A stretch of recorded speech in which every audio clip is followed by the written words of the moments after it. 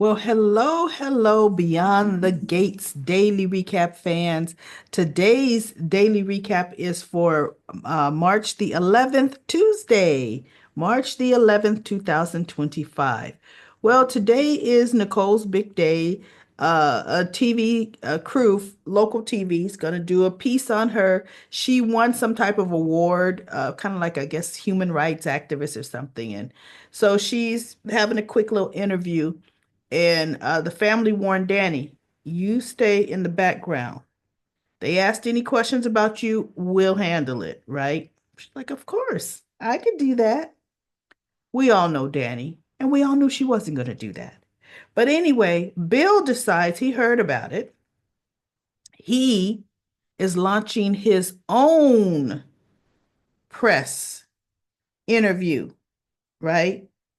Just so he can set the record straight about what Danny did at his wedding. Sure, I invited her, but I also made sure her parents were there. I thought they could keep her under control. Why do you invite your ex-wife to your wedding? I wanted to show our daughters, our adult daughters, they aren't kids, that, we could have some decorum, right? But I was wrong. Oh, he went on and on. So Haley didn't want him to do it. She said, Bill, let it go. You keep on stoking the fire. I got to get ahead of theirs because they're going to spin their own narrative, and I got to say they're going to attack us, which they didn't, but they did spin their own narrative, right? But it was about Nicole and her award. As a matter of fact, they put a shutdown on questions about Danny and what happened at at Bill and Haley's wedding, because Vernon said, this is about my daughter Nicole's accomplishments, right? And that's all we gonna say on the subject. They just answered it real quick. Blame Bill, of course, but it was a done deal. But anyway, as they're showing both of the interviews, as Bill is saying something, pretty much Danny is saying the opposite, right? But Bill sounded, his interview was like ridiculously out of place. And why? Why? He may be a high-powered attorney, but he is no Dupree.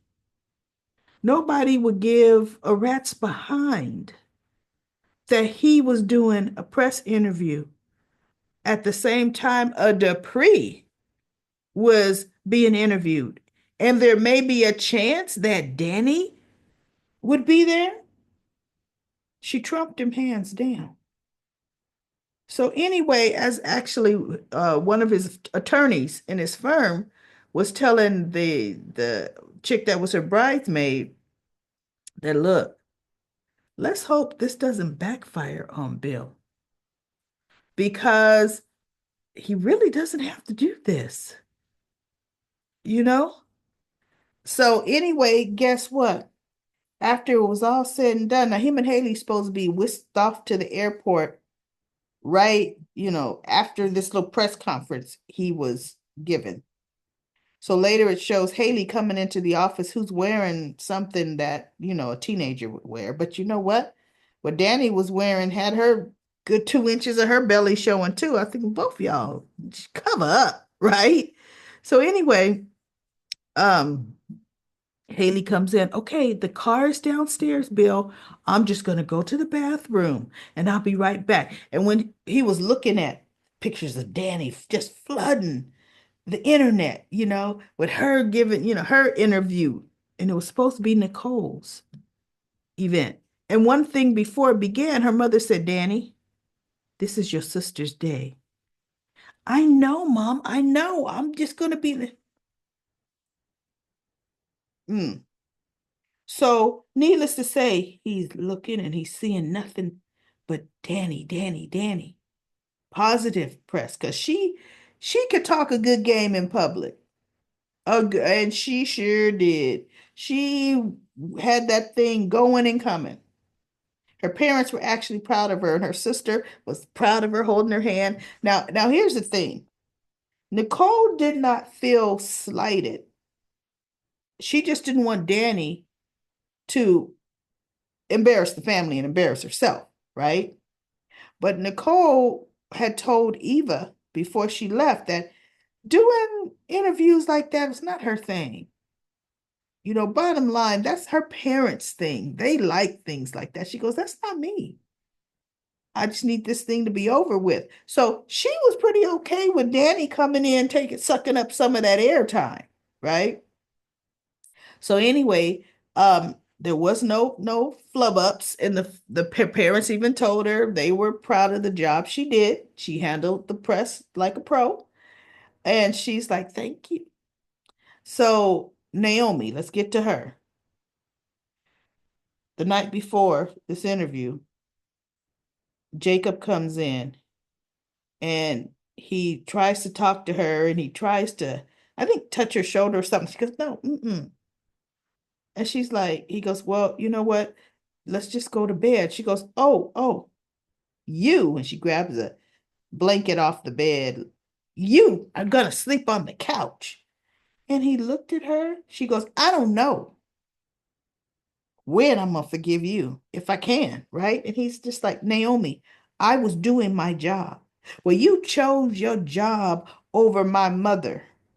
He goes, "Again, your mother committed a crime. I was doing my job. This had nothing to do with me choosing my job over your mother, over you. It's the law. I was just following." So, anyway, he sleeps on the couch. And the next morning he comes in, "Did you sleep well?" "No, I didn't." And then she continues to gripe at him. And he's like, "Oh my goodness." She goes, "And I have to go."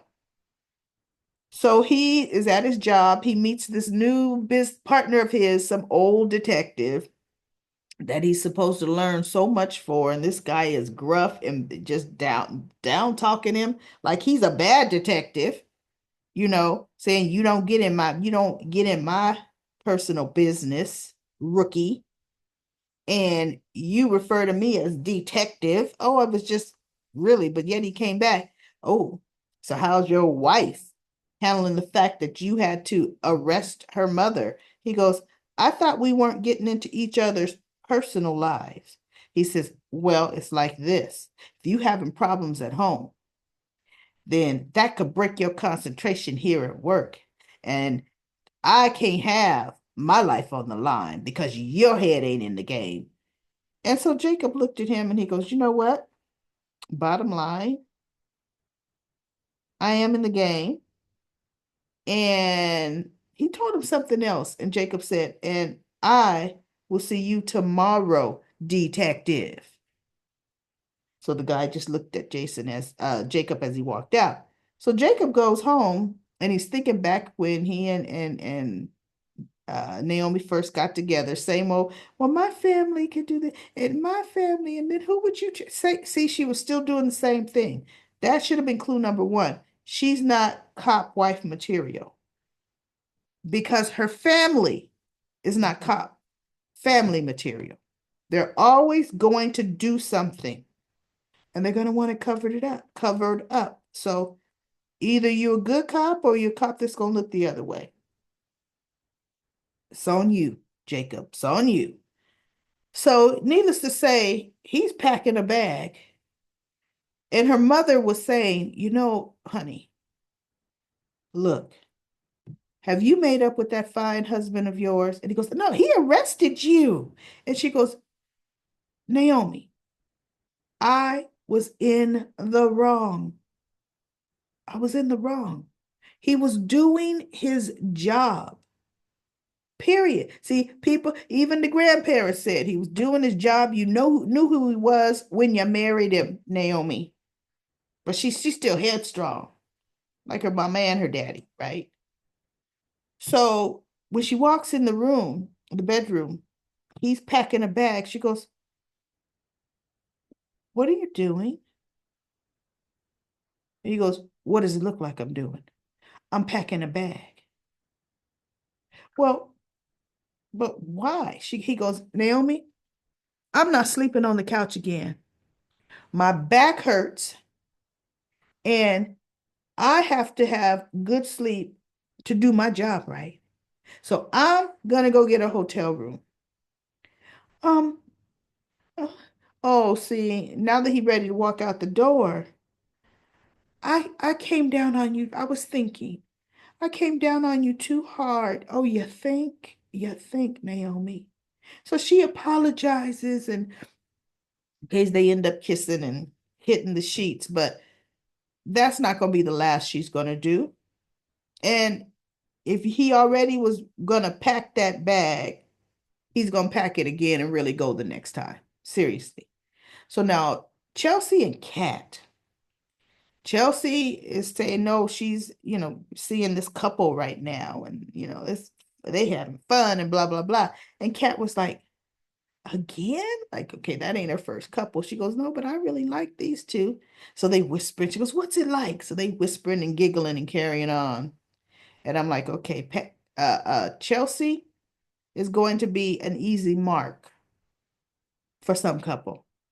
It's going to be easy mark. Watch, she's going to get herself in a lot of trouble or in danger. She's going to get herself in danger. They're going to take pictures of their threesome act and they're going to blackmail her because she's a Dupree, even though she's a Hamilton, but Dupree Hamilton, or is it Hamilton Dupree, whatever it might be.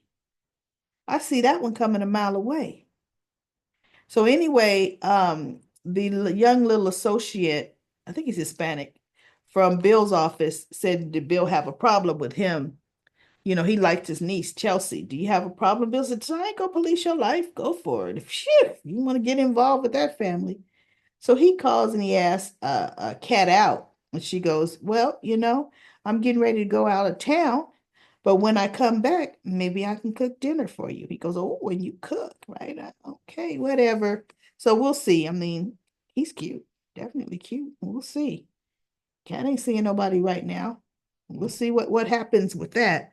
Um, and then let me see. I think, at the end, Danny is at the club drinking. And she's got Bill's interview where he's talking on the phone. She's looking and she's like, she dumps her phone in her gin and tonic glass. And the phone is starting to short out. And she's watching it. So she's like, another gin and tonic, please. So the waitress comes over to take it. She goes, no, leave that there. I want to see that thing fizzle out because her phone was starting to short. And she's just watching it. And I'm like, here we go. And Bill had to make sure he mentioned in the press conference that him and Haley were on their way to their honeymoon in Italy. Danny better not follow him to Italy. And I tell you what else she better not do. She better not burn down the house, their brand new house. Better not burn it down. Because see, as she's watching this phone, everybody, she looked crazy to me. Danny needs psychiatric help. And I'm sorry. One thing Bill said is true. And her sister's supposed to be some renowned psychologist. She dropping the ball with her sister, right? And I was like, well, she sure is. Because Danny is unstable. She unstable like Leslie's unstable. And Leslie, today I just didn't want to deal with Leslie. Her talking. She met the girls. They have more breakfast out than anybody I know, right? Than any pretty much working class folk. We eating breakfast out every morning.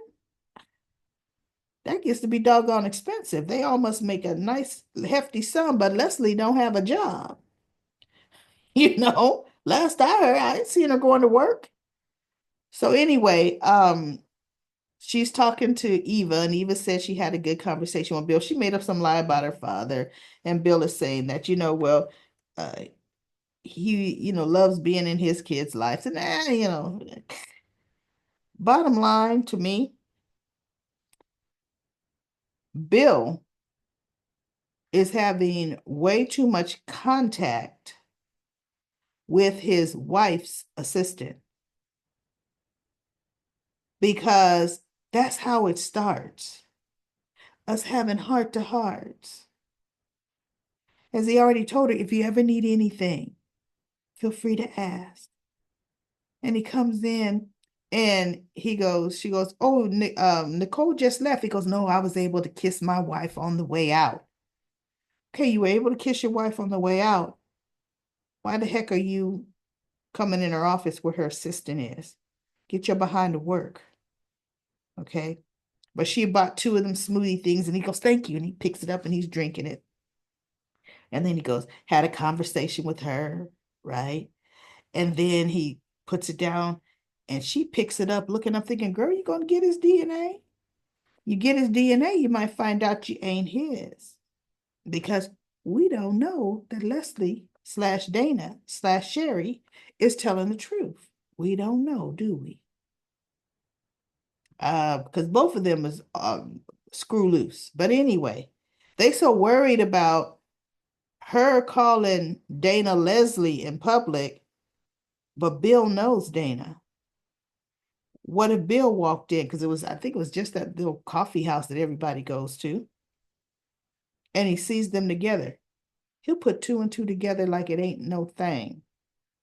He really will. But I guess we've never seen, I said Bill, I meant Ted. I guess we've never seen Ted show up there yet. Matter of fact, I don't think we've seen Bill at that little coffee house. We've seen Vernon and Martin, there, but that's about it. So anyway, everybody, look, we don't have a lot of comments in comment corner. I was gonna read them, but I am exhausted. I tell you, it's like 11:30 p.m. Pacific time, and if anybody knows me, I go to bed by 9. But I wanted to get my recap out today as well as my GH recap. And I tell you, great job with Comment Corner. Let's talk to each other in the comments. I love it when we, piggyback off of each other in the comments. But I'll be back tomorrow with another daily recap of Beyond the Gates.